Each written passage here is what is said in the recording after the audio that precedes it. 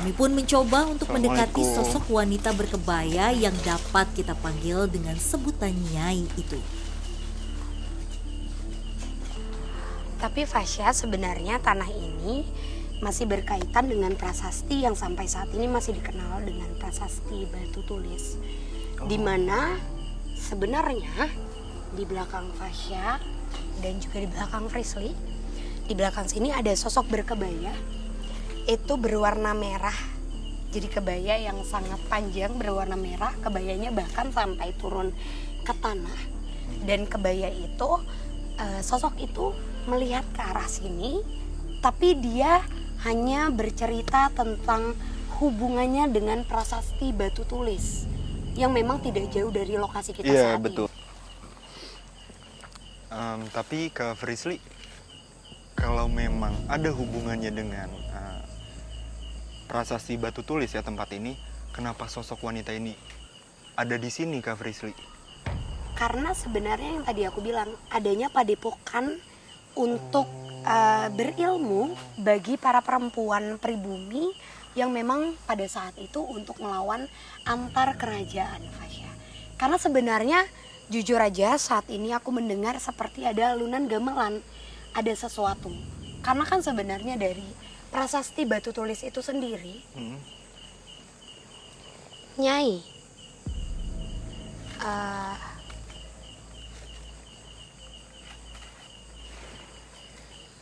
Oke, teman-teman, sepertinya Kak Frisly sedang berkomunikasi dengan sosok yang bisa kita sebut Nyai, yang dimana sosok itu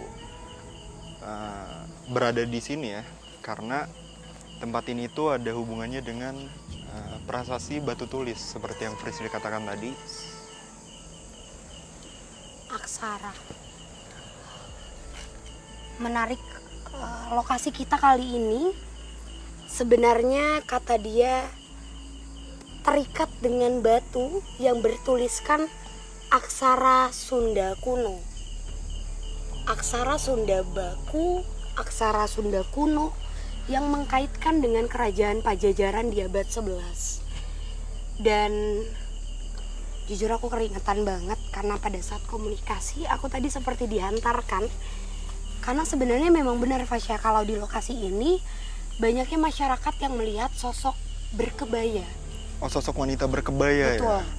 Penguasa daerah ini jauh lebih banyak dihuni oleh sosok perempuan berkebaya kuno yang mereka memang sudah hadir di abad 11, di abad 12, dan pada saat itu mereka adalah para penghibur bagi antar kerajaan. Jadi sebenarnya mungkin ini berkaitan sama sosok yang ada di bawah nanti kita temuin. Dan aku juga dapat poinnya. Ternyata sosok yang tidak berkepala itu adalah kompeni Belanda yang dihabisi. Pada saat zaman penjajahan, mereka dihabisi oleh para perempuan menggunakan belati. Jadi belati kecil itu memang kepalanya dipegang terus dihabisi sampai ditusuk berkali-kali agar kepalanya itu putus. Dan kepalanya itu dibuang jauh, dan badannya itu ditimbun di bawah tanah saat ini kita berada. Oh, berarti sosok yang tadi kita lihat tanpa kepala itu, kenapa dia ada di sini? Karena dulunya dia memiliki cerita tragis di tempat ini, Kak Frisly. Betul. Sebenarnya mungkin itu karena amarah yang besar dari orang Indonesia ya. Orang Indonesia pada saat penjajahan. Jadi memang mereka tidak terima, lalu dihabisi oleh para perempuan. Sehingga antara sosok berkebaya yang saat ini sedang ada di ujung sana dengan sosok yang tanpa kepala yang saat ini kita bawa, mereka tidak pernah bertemu, Fasya. Jadi dua sosok ini bertabrakan. Ketika sosok perempuan berkebaya itu ada di padepokan, sosok tanpa kepala ini tidak ada di sini. Di sini nih kayak laki-laki tapi jangkung besar gini. Pas di sumur burung. Aku dapat pesan juga bahwa bahasanya sebenarnya masyarakat sekitar sini sangat menghargai adat dan budaya. Jadi tidak akan diganggu oleh para penunggu atau leluhur dari prasasti tersebut. Tapi sampai kapanpun dan mau digunakan sebagai tempat apapun ini akan selalu menjadi jalur bagi kerajaan di abad 11 pada saat itu. Jadi nggak heran Fasya kalau banyaknya bertemu dengan sosok seperti siluman harimau, siluman kera, bahkan siluman ular yang lumayan besar, dan mereka itu gunanya hanya untuk menjaga kelestarian daerah sini. Jadi ini sangat positif Fasya, dan itu ada di bagian belakang kita. Saat ini mereka menjaga area belakang dan tidak berkaitan dengan tempat para pekerja yang tadi kita bahas. Oke, udah ngerti sih. Tapi mungkin masih ada satu hal yang perlu kita bongkar lagi Fasya, yang perlu kita temuin faktanya.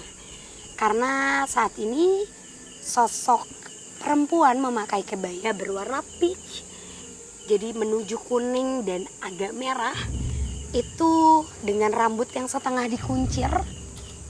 Dia mengajak kita untuk Ikut dia. mendekat ke arah sana. Sepertinya sih ada mata air atau perairan ya Fasya. Karena emang aku dapat gambaran kalau di sana dikelilingin dengan para makhluk-makhluk kecil yang tadi sempat kita temuin di awal. Oh. Kita langsung ke arah Iya, sana. boleh Kak Frisly. Hati-hati Kak Frisly. Pelan-pelan. Assalamualaikum. Assalamualaikum. Nyai. Lewat sini Fasya. Sini. Ternyata ada sumur.